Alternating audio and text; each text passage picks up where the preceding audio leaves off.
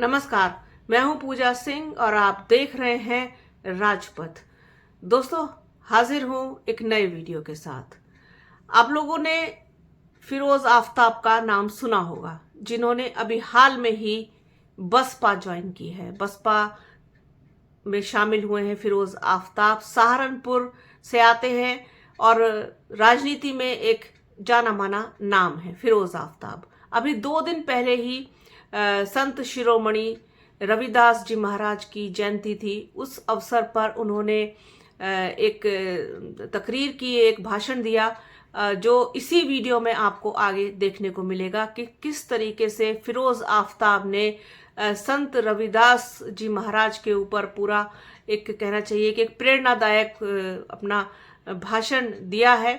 और उनके बारे में जो कुछ भी बोला है वो वास्तव में बेहद सराहनीय है। बाकी कैसा बोला है उन्होंने, क्या बोला है, उसे आप सुन करके ही अपना निर्णय दीजिएगा और कमेंट बॉक्स में कमेंट जरूर दीजिएगा कि ये वीडियो आप लोगों को कैसा लगा।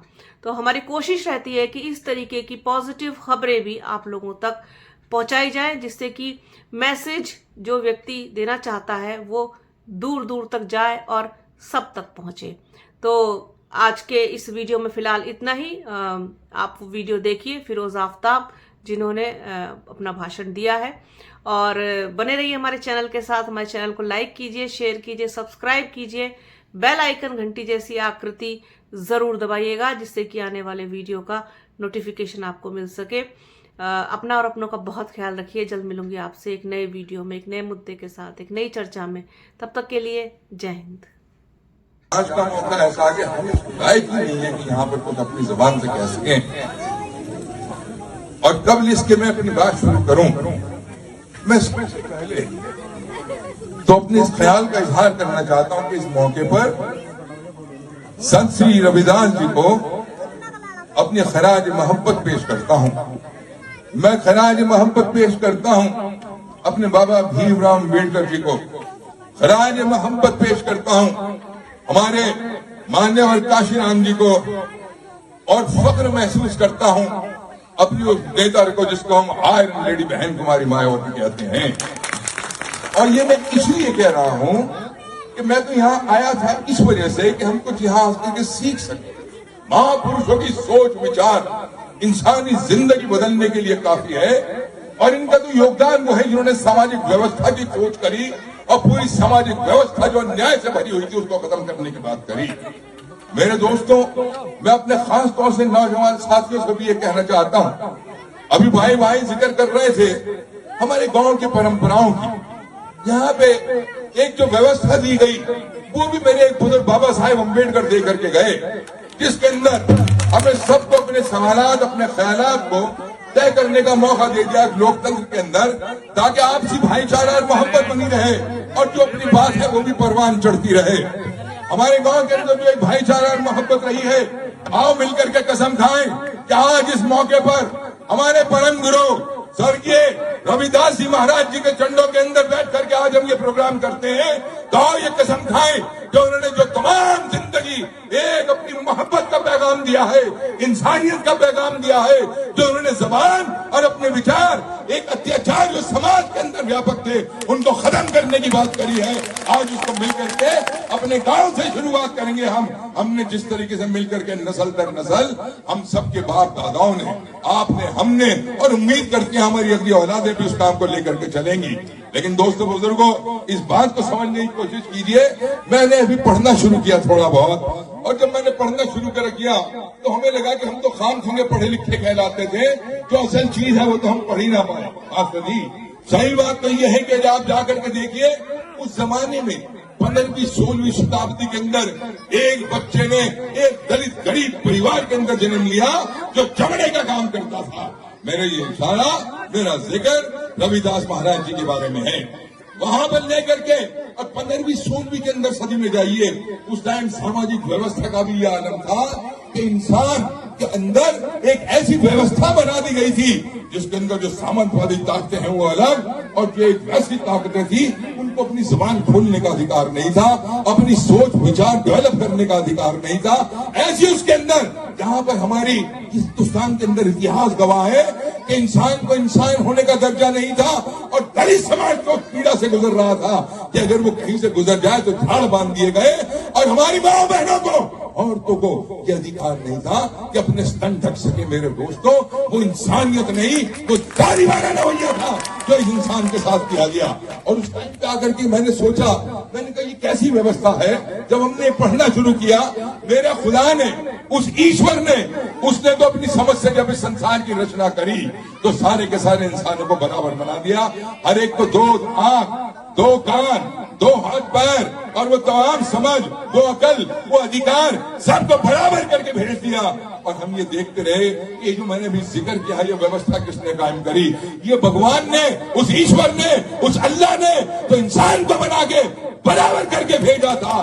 तो ये कौन सा भगवान था जिसने ऊंच और नीच पैदा कर दी? वो यकीनन नकली भगवान था जो हमारे सामने पेश किया गया मेरे दोस्तों बुजुर्गों। और यही वो विचार थे जो संत रविदास के चेहरे को और उनके जहन को परेशान करते थे। और जब उन्होंने इस चीज के अंदर जाकर के देखा तो आप यकीन जानिए, ये जो मानव समाज का बनाया हुआ नकली भगवान, जिसने ऊंच नीच का भेदभाव पैदा किया, जिसने समाज के अंदर अन्याय पैदा किया, जिसने समाज के अंदर एक वर्ग को अत्याचार से गुजरने का एक मौका ऐसा दिया कि वो मजबूर हो जाए, इंसानी जिंदगी न जी सके। और ऐसी ऐसी चीजें देखने के अंदर आई। मेरे दोस्तों बुजुर्गों, वो वक्त भी था कि आज हम यहाँ आजाद हिंदुस्तान के अंदर जो मेरे बाबा साहेब अम्बेडकर लेकर गए, हम यहाँ पे हर चीज के अंदर आजाद हैं, हम खान पीन के अंदर आजाद हैं। हम यहाँ पे बहुत सारे लोग ऐसे भी हैं कि बहुत शौकीन भी हैं खाने पीने के। मैं मुसलमान हूँ, हम गोश्त खा लेते हैं, मुर्गा काटा और खा लिया। लेकिन जरा दिग्विजय, मुझे एक बात बताओ, अगर मुर्गे को काट के खाओ तो मुर्गे को मारने पे क्या कत्ल का मुकदमा लगता है? नहीं लगता है मेरे दोस्तों बुजुर्गों। लेकिन मुझे ताज्जुब उस व्यवस्था पे होता है कि दौर वो भी था कि अगर एक किसी दबे कुचड़े दलित गरीब को मार दिया गया तो उस पर मुकदमा नहीं चलता था। ऐसे था कि जैसे तो इंसान था ही नहीं, मार दिया और उसके हक छीन दिए तो मार दिया गया। ऐसी व्यवस्था के अंदर मेरे गुरु संत रविदास जी ने इस बात को पहचाना कि मेरा रब ये नहीं है।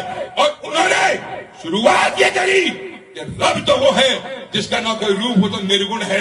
निर्गुण भगवान की अगर सबसे पहली सोच पैदा करके उसकी भक्ति करने का कोई अंदाज पैदा किया तो संत शिरोमणि श्री रविदास जी महाराज ने किया। ये निर्गुण भगवान की स्थापना उन्होंने करी। मेरे दोस्तों बुजुर्गों, उससे निजात दिलाने की बात करी। और आगे चल के ऐसी ऐसी चीजें, एक मैंने कॉन्सेप्ट पढ़ा, जरा उस पर ध्यान कीजिएगा मेरे बच्चों, कि सोच के संत रविदास जी महाराज इस समाज को सुधारना चाहते थे। मैंने एक शहर पढ़ा उनकी सोच के अंदर जिसका नाम है बेगमपुरा। अब जब मैंने उस सोच को पढ़ा कि बेगमपुरा ये क्या है, पता चला कि संत श्री रविदास जी महाराज का वो कल्पना है जिसमें सारे इंसान बराबर हो जाए, जिसमें सबको हक मिल जाए, जहाँ कोई एक दूसरे के ऊपर अत्याचार ना करे, जहाँ कोई एक दूसरे के ऊपर जुल्म ना करे। वो बेगमपुरा उन्होंने जो तस्वुर किया वो एक ऐसे समाज का निर्माण था जिसके अंदर जात पात बिरादरी के नाम पर इंसान के अंदर फर्क न किया जाए। ये इनकलाब संत रविदास लेकर के आए। उन्होंने ये तय फरमाया कि बेगमपुरा एक ऐसी व्यवस्था जिसके अंदर अमीर गरीब के ऊपर जुल्म न कर सके, टैक्स न वसूले जाए। वो कल्पना उन्होंने उस जमाने के अंदर कर दी जिसके बारे में हम सोच भी नहीं सकते थे। उन्होंने तय फरमाया कि भगवान का कोई रूप नहीं, भगवान तो वो है, खुदा तो वो है, परवरदिगार तो वो है जिसने इंसान को बराबर बना करके भेजा। और उस भगवान को नकली रूप में पेश करके सिर्फ अपनी व्यवस्था लागू करी ताकि किसी के ऊपर जुल्म करके उनका हुकूमत की जाए। इसके खिलाफ बगावत जो है संत रविदास जी महाराज ने करी। मेरे दोस्तों बुजुर्गों, कि आज हमें सब चीजों को सीखने की जरूरत है। आइए मिलकर के आज ये तय करें कि उस व्यवस्था से निकालने के अंदर जरा गौर करो। एक सोच पैदा करी संत रविदास जी महाराज ने, उसके ऊपर अपने तमाम ज्ञान, अपनी तमाम तालीम, अपना तमाम शऊर लेकर के उसी जमाने के अंदर, हालांकि 400 साढ़े 400 साल गुजर चुके थे, लेकिन व्यवस्था अब भी बहुत खराब थी। व्यवस्था अब भी किसी को हक नहीं दे रही थी। ऐसे के अंदर बाबा साहेब अम्बेडकर पूरे समाज के सामने सीना तान के खड़े हो गए। अपनी तमाम शिक्षा, अपना इल्म, अपनी समझ के साथ लेकर के एक हिंदुस्तान जब आजाद हुआ इसके अंदर वो व्यवस्था दे करके चले गए ये जो मेरे रविदास जी महाराज का एक सोच थी बराबरी की, अब वो पैदा होकर के रहेगी। उसे अमली जामा अगर किसी ने पहचाना है तो बाबा भीमराव अम्बेडकर की देन है मेरे दोस्तों बुजुर्गों। और आज उस वक्त गुजर जाने के बाद अब सवाल ये आया कि बाबा साहब ने उस सोच को एक जामा पहना दिया। अब उस जामे को पहनाने के बाद उसको अमल में लाना तुम्हारा काम है, मेरा काम है, तुम्हारा काम है। लेकिन हम तो खुद उसी के अंदर पड़े हुए थे सारे के सारे नौजवान। काशीराम जी ने एक रोल अदा कर दिया। उन्होंने कहा कि समाज को संगठित होना पड़ेगा, संगठन कायम किया, बांध सेव करी। और यकीन जानो अगर वो चाहते तो 5 स्टार होटल में बैठकर बड़े बड़े खाने खा सकते थे, लेकिन टूटी घाट पर सूखी रोटी खानी पसंद करी। लेकिन आदमियों को संगठन के साथ ताकि उस बात को पूरा कर सके। और मेरे दोस्तों बुजुर्गों, काशीराम साहब ने वो फौज कर दी कि आज हम सारे फख्र के साथ आयरन लेडी बहन कुमारी मायावती उस समस्या को खत्म करने के बाद एक नई व्यवस्था लागू करने के लिए तय कर चुकी। जो उठो जानो, उठो नौजवानों, है हिंदू और मुसलमानों, आज सबको कहते हैं कि आओ मिल करके एक नए समाज का निर्माण किया जाए। खड़े आ जाओ और तय करो इंशाअल्लाह ये समाज का नया निर्माण। ये सिर्फ राजनीतिक तौर पर नहीं, मैं जानता हूं यहाँ हमारे मुख्तलिफ और भी बैठे हुए हैं, लेकिन ये संदेश राजनीति के तौर पर तो हम अपने अपने अलग पार्टी से कर सकते हैं, लेकिन हम सारे गांव में बैठे हुए हैं और मौका है संत श्री शिरोमणि रविदास जी महाराज की जयंती का। और मिलकर के इसमें अज़्म उठाएं कि जो मोहब्बत का पैगाम वो देकर के गए, हम सारे के सारे, यहाँ पर कोई गाढ़ा गुज्जर तेली नाई का सही दलित और वो नहीं है। आओ हम सारे खुदा के रब के बनाए हुए भाई भाई है, यह तय करना है मेरे दोस्तों। इस जिले को से खेले से जो एक आवाज उठे, एक भाईचारे का पैगाम उठे। हम एक दूसरे के खिलाफ वोट दे सकते हैं, लेकिन एक दूसरे की हम दिल से कदर करें। तेरी माँ को मैं अपनी माँ समझूं, मेरी बहन को तू अपनी बहन समझ। क्या करके ये वो चीज कायम होती है जब अच्छे अच्छे मजबूत परिवार समाज के अंदर कायम होते हैं।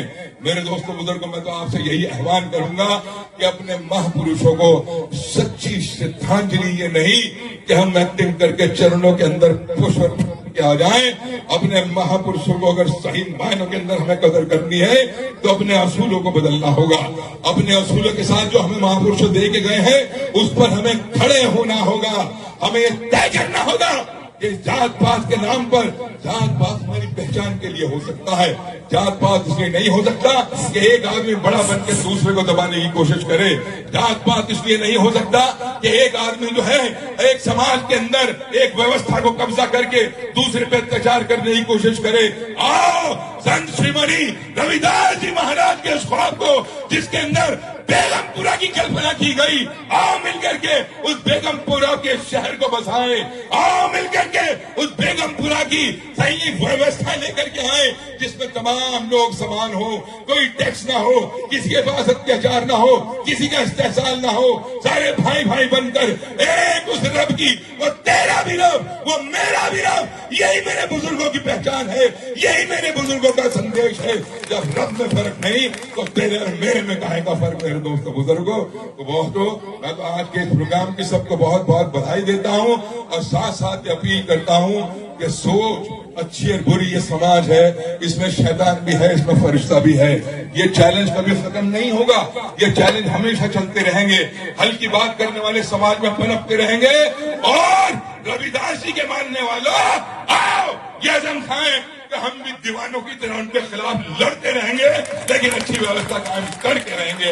आपको बहुत बहुत बहुत मुबारक। और मोहब्बत से रहो, मिलकर के भाई भाई बन के रहो और ये गांव, इसको बेगमपुरा समझो। इस गांव को बेगमपुरा बनाना है जहां मोहब्बतें पनपे, जहां आपस में कोई फर्क ना हो। बहुत बहुत धन्यवाद, बहुत बहुत।